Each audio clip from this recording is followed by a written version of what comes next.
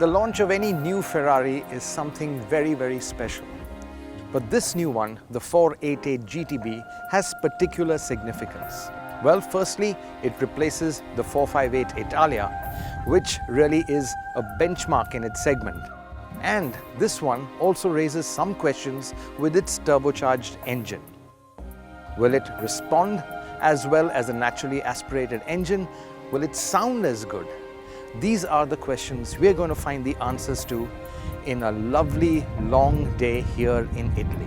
And what better place to start than outside founder Enzo Ferrari's house itself? Will Enzo smile once again on this new creation? Let's find out. The 488 GTB looks like it's been designed more in the wind tunnel than a design studio. There are lots of aero bits like the aero A-pillar in the front bumper, the blown rear spoiler and massive side intakes for the intercooler. The snug cabin is better equipped and far more livable than previous Ferraris. Yet the driver focus is still all there. Just look at the steering wheel, which houses all the main controls including the turn indicator and wiper buttons.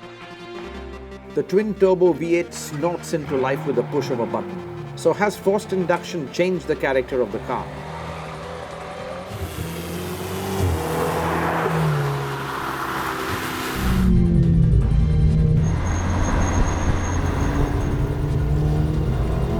Now everyone's been asking, what does the 488 sound like? Well, as you can hear, it does sound pretty loud, it does sound pretty sporty, but the turbocharger does have a bit of that throaty feel. You miss a bit of that shrillness of the naturally aspirated V8, but really this car can thrill you in many more other ways. What about turbo lag? I'm happy to report there's not even a whiff of it. Be in no doubt, this engine is ultra responsive and even a tiny dab of the drilled aluminium pedal gets this prancing horse to lunge forward.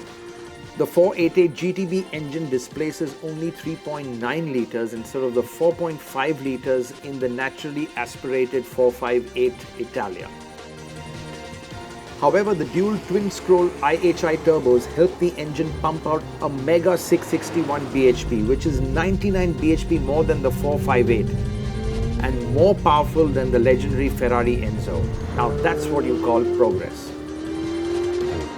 The tremendous torque hits you like a sledgehammer and the engine flies to its 8000 RPM redline without any hesitation. Gear shifts are quicker than before and feel more brutal than in the 458. Possibly because of all that extra torque that's shunted through the 7-speed twin-clutch gearbox. In auto mode, the gearbox feels surprisingly sedate, nicely smoothing out the shifts which don't feel anywhere near as jerky as the single-clutch transmission of, say, an Aventador. On these lovely, twisty, narrow and hilly roads of Emilia-Romagna, the 488 slingshots from corner to corner so quickly that your head takes a while to adjust to the ferocity of power. The real surprise of the 488 isn't that it's brutally fast, but how easy it is to drive really quickly. Now right here on these gorgeous deserted Italian twisty hill roads, this car really begs you to go faster. It doesn't feel edgy at all. You can dive into corners with supreme confidence. I mean, the steering, it's got the right amount of feel, whereas the 458 it turned in a little too sharply. This one is so much more linear. It really doesn't feel nervous. Now what's really impressive is that the saber-sharp and agile handling doesn't come at the expense of ride quality. Sure, the ride's firm and there's very little wheel travel, but switch to the bumpy road setting for the dampers and the 488 feels shockingly pliant even on some very uneven rural Italian roads.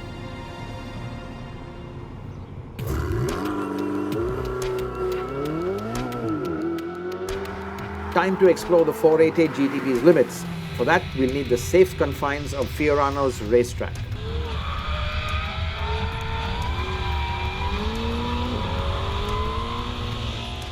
Switch off traction control and leave the SSC or slip slide control to do its job. It accentuates the forgiving nature of the 488 GTB brilliantly.